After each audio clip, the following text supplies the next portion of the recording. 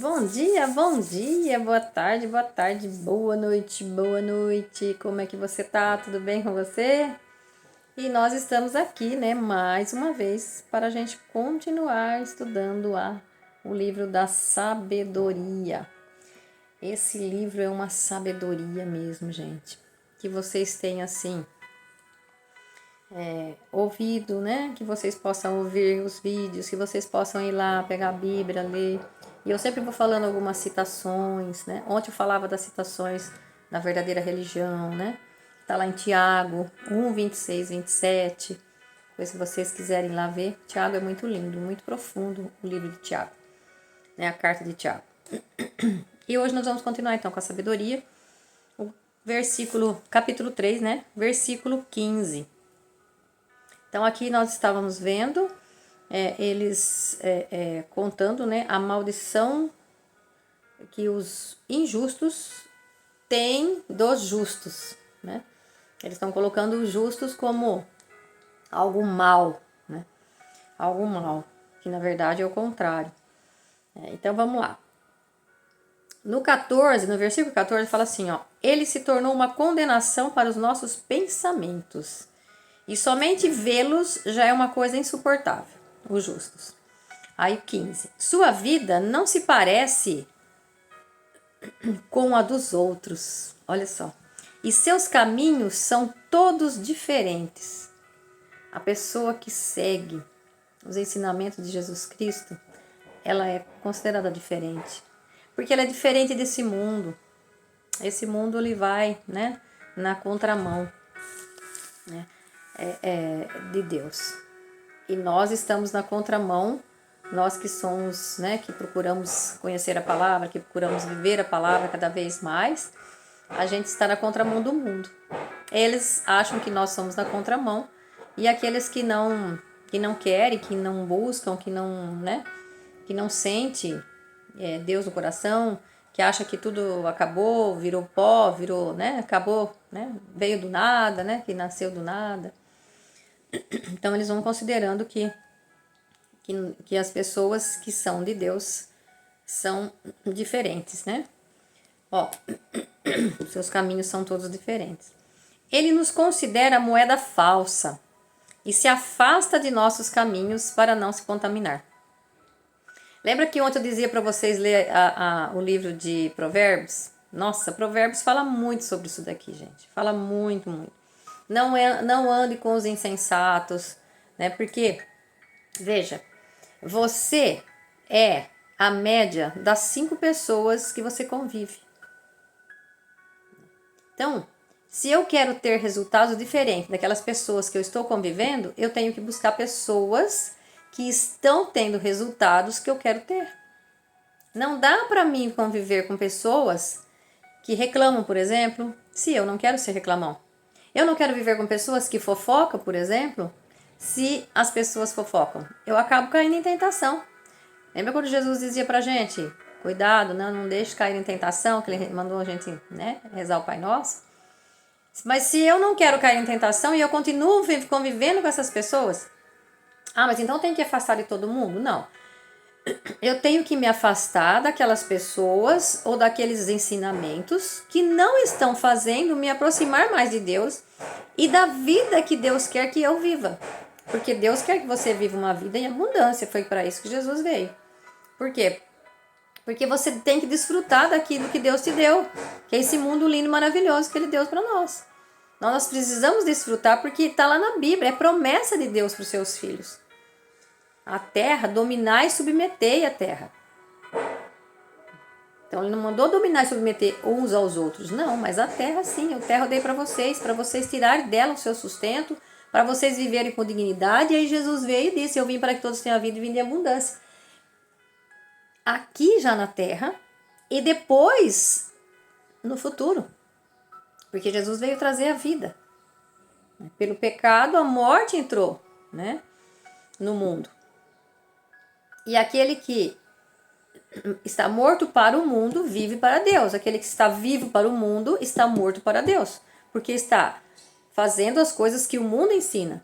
Então, se eu quero ser diferente do mundo, eu tenho que buscar o quê? Porque eu tenho que buscar aquelas pessoas que estão com o mesmo pensamento que o meu. Não adianta eu querer resultados diferentes, indo sempre nos mesmos lugares, fazendo sempre as mesmas coisas. Se eu quero ter mais conhecimento, eu preciso ler. Se eu estou com alguém que não gosta de ler, essas pessoas vão fazer o que comigo? Vão me desviar do caminho que eu quero seguir. Tá percebendo como que é? Então é aqui que ele fala, ó. Ele nos considera moeda falsa e afasta dos nossos caminhos para não se contaminar. Proclama feliz o destino dos justos e se gaba de ter Deus como Pai. Então, lembrando que esses judeus, né, estavam vivendo lá na cidade de Alexandria, né, e eles estavam vivendo, muitos deles já tinham se corrompido pelos deuses estrangeiros, mas ainda tinha um remanescente, ou seja, aqueles que ainda acreditam no Deus da vida, aqueles que honram a Javé, o Deus da vida, e não querem se desviar. Então aqui no livro de sabedoria o autor está falando, né, está orientando o que os que não creem em Deus fala e para aqueles que creem em Deus. Né? Então vamos lá, eles se gabam então de dizer que ter Deus como Pai. E nós nos gabamos mesmo, né? Porque Deus é o nosso Pai. Ele nos fez a sua imagem e semelhança. Vejamos se é verdadeiro o que ele diz. Olha lá, botando a prova, né? Vejamos se é verdadeiro o que ele diz e comprovemos o que lhe vai acontecer no fim. Se o justo é filho de Deus, Deus cuidará dele e o livrará da mão dos seus adversários. Você percebe que aqui a colocação aqui é de uma tentação ao próprio Deus? Se ele for mesmo filho de Deus, Deus o livrará. É pondo uma prova. Que Deus é esse que ele fala que Deus? Porque o nosso Deus, gente, é o nosso Deus que a gente não vê fisicamente como eu estou vendo você. Quer dizer, eu não estou vendo você, mas você está me vendo e eu vejo você. Né? Eu vejo você. E a gente não vê Deus como a gente vê as outras pessoas na rua, os nossos familiares, nossos amigos, enfim, a gente não vê Deus. Sabemos que Deus está em cada um de nós, sim, então nós vemos Deus através do próximo. Mas o nosso Deus, que a gente não vê, o Deus em si, que a gente viu na imagem, na pessoa de Jesus, né? A gente viu sim na pessoa de Jesus, mas que hoje a gente não vê, mas a gente olha para a natureza. A gente olha por tudo aquilo que ele criou. A natureza que ele criou, os animais que ele criou, as árvores que ele criou, tudo que está lá em Gênesis no capítulo 1, tudo que ele criou, e principalmente o homem. E tudo Deus disse que era bom, né? E aí quando ele criou o homem, ele disse que era muito bom. Porque agora sim a minha obra está completa. Mas ele não deixou a gente... Ele não usou, vamos dizer assim, a gente na construção do mundo. Não, ele deu o mundo prontinho para a gente usar. Prontinho para a gente desfrutar. Esse é o Deus nosso maravilhoso. Então eu não preciso de nenhuma imagem, eu não preciso de nada para saber que meu Deus é esse Deus. Que outra pessoa faria isso que ele fez por nós? Fala. Qualquer deuses ali do Egito, da mitologia grega, né? Não existe outro Deus. Não existe outro Deus. Ele é o nosso Deus e o único Deus. E somente a Ele adoraremos. Somente a Ele adoraremos. Está lá em Êxodo. Se você for ler Êxodo, você vai ver quando Moisés foi e Deus deu a tábua da lei. Né? Amará o teu Deus de todo o coração e não terá outros deuses. Não terá outros deuses. Nem outra uma imagem, porque eles usavam muita imagem, né? Eles usavam imagem. Lembra que eles estavam no deserto? Se você não leu, vai ler. Eles estavam no deserto, Moisés demorou para descer com as tábuas da lei, eles fizeram um bezerro de ouro. São pessoas que querem ter alguma coisa, né? Alguma coisa palpável para saber que esse é o meu Deus. Então esse eu devo adoração, eu tenho que ter uma imagem, eu tenho que ter alguma coisa para saber que esse é o meu Deus. Gente, para com isso. Eu não preciso de nada disso para mim ver que Deus é o Criador de tudo isso. Basta eu olhar para mim no espelho. Aí eu vou ver que eu sou a imagem e semelhança de Deus. Então eu estou vendo Deus. Olha para a natureza. Olha para as frutas. Olha por todas as plantações. Quando você vai comer, qualquer comida, qualquer refeição que você for fazer, seja café da manhã, seja tarde, agradeça a Deus por aquele alimento. Porque aquele alimento que você está comendo, ele veio da terra. Alguém cultivou, né? Alguém plantou, sim, alguém colheu, transportou, foi no mercado para você buscar, tal. Mas ele não veio do mercado, ele veio da terra. E a terra foi Deus que nos deu. Não tem como, para analisar. Você está comendo lá um arroz. Você já viu um pé de arroz? É coisa linda. Parece que eu sinto até o cheiro do arroz quando eu falo. Do cheiro do pé do arroz, o verde ali. Meu pai plantava arroz, né? E na época da colheita do arroz, a gente ia lá com o serrotinho lá, né? Pra cortar, né? O arroz, o ferro, a gente chamava ferro de cortar arroz. Um ferrinho assim, era um arco assim, né? E a gente cortava o arroz. Pensa num facão, mas um facão dobrado, né? E aí é tipo um arco mesmo, e a gente cortava o arroz. E aí esse arroz, meu pai colocava um tambor em cima de um encerado, e a gente batia esse arroz no tambor. Ela espirrava, né? Cuidado com o óleo, ele gritava. E espirrava. E depois a gente fazia o quê? A palha do arroz, porque veja, o arroz é um pé comprido, né? Não pensa num capim comprido que dá um cacho lá na frente, como o trigo. E depois a gente bate tudo e sobra toda essa palha. E essa palha era jogada no monte, ia amontoando. Quanto brincar nesses montes de palha. Tô sentindo o cheiro dessa palha de arroz. Isso só para dizer para você que Deus é que nos fez. Essa é a gata. Que Deus que fez a terra para nós, né? Ele fez a terra para nós e que produz esses alimentos. E o que o homem faz? Ele planta. Ele só planta e espera. Espera a chuva que vem dele. Espera. E essa planta cresce e ele espera. E essa planta floresce e ele espera. E no final dá os frutos e ele colhe. E ele vai lá e se sustenta desse fruto da terra. Então veja, Deus deu a terra e Ele fala para nós que a gente cultive ela, domine sobre ela, ou seja, plante que ela vai te dar. Por isso que a miséria e a pobreza não é coisa de Deus. Dá para entender? Porque a pobreza, né? A gente desviou um pouquinho, mas a pobreza e a miséria não é coisa de Deus. Ah, mas não é todo mundo que tem a terra. Sai, gatinho. Não é todo mundo que tem a terra. Mas então, o que você está fazendo para você ter mais justiça, para você ter uma vida mais digna? Você está trabalhando? Está trabalhando demais? Né? Você está labutando? Você está buscando cada vez ter mais? Porque Deus não quer que a gente seja filhos parados. Muito pelo contrário, Ele nos criou para que a gente possa desfrutar daquilo que Ele deu, mas a gente tem que também ir buscando. Se você ler lá em Provérbios, você vai ver, é interessante. Não sei se você foi lá ver Provérbios 6,6 que eu disse, que ele fala sobre a formiga, que ela não tem chefe, ela não tem ninguém que mande, e ela faz o trabalho que ela tem que fazer. Tem uma pessoa que ele fala assim, que enquanto tiver terreno sujo para carpir, não vai faltar, né, trabalho. Então, nós precisamos sim buscar cada vez mais ter as coisas, porque Deus não é contra a gente ter as coisas e desfrutar daquilo que Ele deixou. Pelo contrário, Ele quer que a gente desfrute. Ele quer que a gente seja filhos e filhos prósperos, né? Filhos prósperos. Gatinha, fica quietinha, hein? Filhos prósperos. Então, vamos continuar lá, né?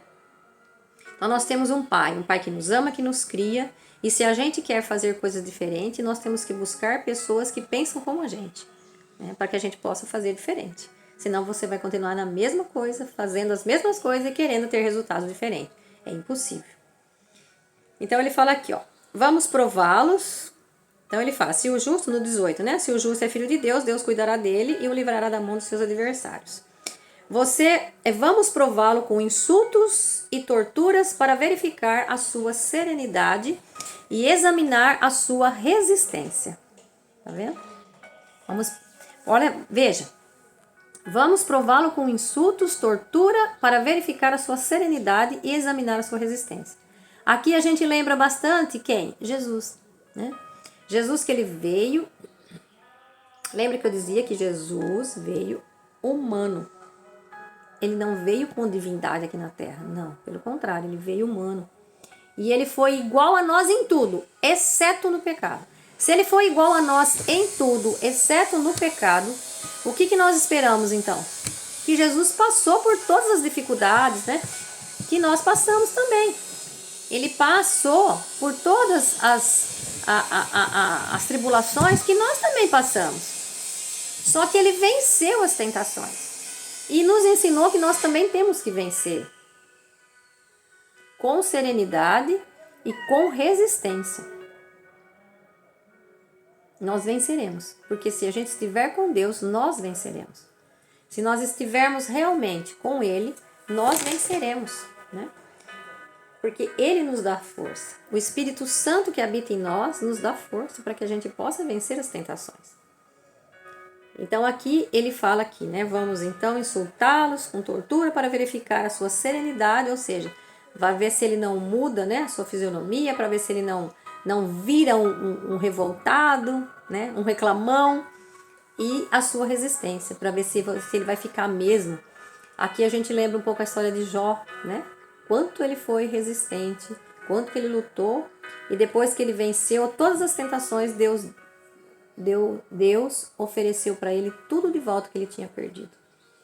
Então aí ele fala no versículo 20, vamos condená-lo a sofrer morte vergonhosa, porque ele mesmo diz que não lhe faltará socorro.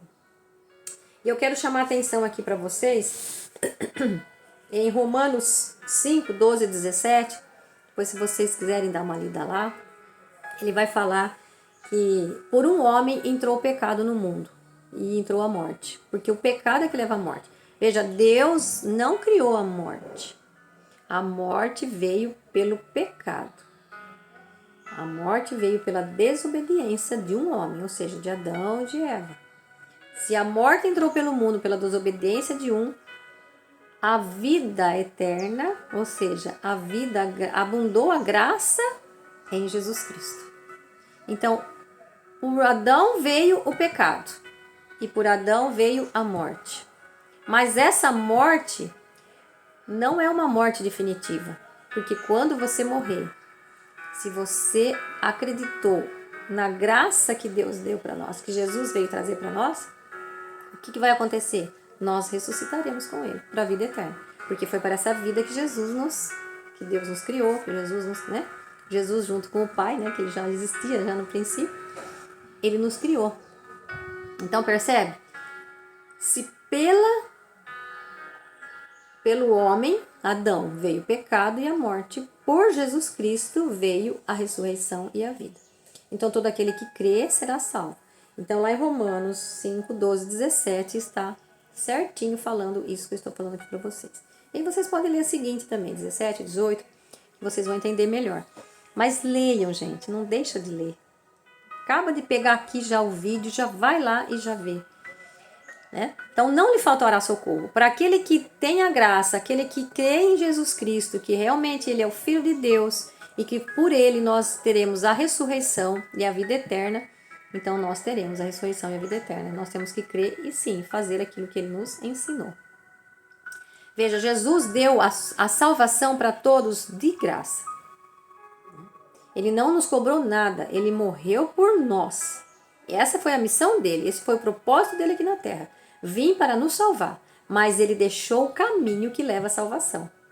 Então, eu creio em Jesus, que é Filho de Deus, e eu pratico as obras que ele praticou para que eu possa merecer a vida eterna. Eu possa merecer a recompensa, que eu possa reinar junto com Jesus, né, no reino eterno. E o versículo 21, para a gente fechar o capítulo 2 hoje. Eles pensam assim, porém estão enganados. porque a maldade deles o deixa cego.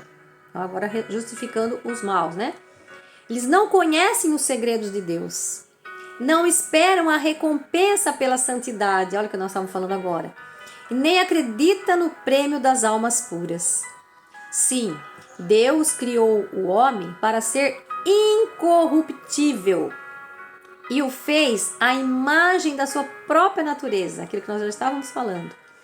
Mas pela inveja do diabo, entrou no mundo a morte, que é experimentada por aqueles que pertencem a ele. Pertencem a quem? Ao diabo, ao Satanás. E aqui eu remeto você a ler o Apocalipse. Porque daí, a morte, veja, lembra que eu dizia ontem que o anjo, o diabo, Satanás, ele era um anjo de luz. Tanto é que o nome dele é Lúcifer. Lúcifer é luz. O que é luz? Luz é para brilhar. Luz é para clarear. Né? Você ser luz para o seu irmão, ser luz para você, ser luz para os outros, é para clarear. A luz dissipa as trevas. Ou seja, onde tem luz, não tem trevas. Onde tem luz, não tem medo. Onde tem luz, não tem não tem ódio, não tem rancor, não tem, né, ressentimento. Onde tem luz, tem graça. Onde tem luz, abunda graça. Né? Então, veja, pelo demônio, né, pelo diabo, entrou no mundo a morte, que é a morte, a escuridão. Né? A morte é a perdição, é a escuridão. Então, quando a gente está no caminho que não leva ao Pai, que não leva a Jesus, que é o caminho que Jesus ensinou, que eu sou o caminho que leva ao Pai, quando a gente não está no caminho que leva ao Pai, nós estamos no caminho da morte. E é isso que o diabo quer. Quer levar cada vez os filhos de Deus para a morte. Por quê? Porque ele tinha tanta inveja de Deus, né? Ele tinha inveja de Deus. Ele tinha inveja dos filhos de Deus, porque os filhos são considerados iguais a Deus, né? E vão reinar com ele eternamente. E ele queria para ele queria usufruir do que Deus tinha, do poder de Deus. Ou seja, ele queria estar no lugar de Deus. Então, quando você quer estar no lugar de Deus, você acaba sendo uma pessoa o quê? Soberba. A pessoa que não deixa Deus entrar na sua vida, é a soberba. O ego não te deixa você ser uma pessoa boa, transformada. Porque Jesus é uma vida transformada. Ou seja, por conta de Adão, todos nós sofremos e passamos pela morte.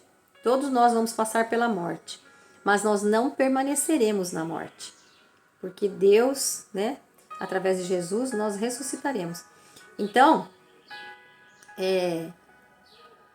se a morte entrou no mundo, mas eu sou de Deus, eu não vou conhecer a morte.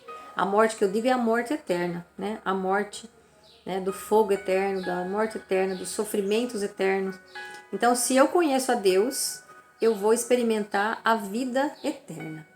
A vida que Deus nos criou desde o princípio, mas que por conta do diabo, por conta da maldade do diabo, que queria ser mais que Deus, que queria ocupar o lugar de Deus, ele criou então a divisão. Então todo aquele que não está com Deus está com o diabo. Todo aquele que não procura fazer a vontade de Deus está fazendo a vontade do inimigo. É contra Deus. Quem não está a favor está contra. Então, que nós possamos cada vez mais ler a palavra, entender, e vai lendo, porque Deus vai revelando para você coisas que nem for falado aqui, e Deus vai revelando para você. E cada vez que a gente lê, mais coisas vai saindo, mais coisas boas a gente vai buscando na palavra, e Deus vai despertando a gente. O Espírito Santo que habita cada um de nós, ele vai nos despertando para o verdadeiro conhecimento, para que a gente possa ter uma vida transformada, né? Para uma vida mudada, para uma vida melhor, que nós temos que transformar essa vida que nós temos, porque todos nascemos no pecado, mas nós não precisamos viver no pecado, né? Transformarmos pela renovação da nossa mente, transforme tudo que o mundo, né? Que o mundo seja transformado pela renovação da nossa mente, ou seja, pelo conhecimento, pelo entendimento e pelo Espírito Santo que habita dentro de nós, tá bom? Que você tenha uma boa quarta-feira, que Deus te ilumine, que te abençoe você, toda a sua família, e vá lá, leia a Bíblia. Beijo no coração.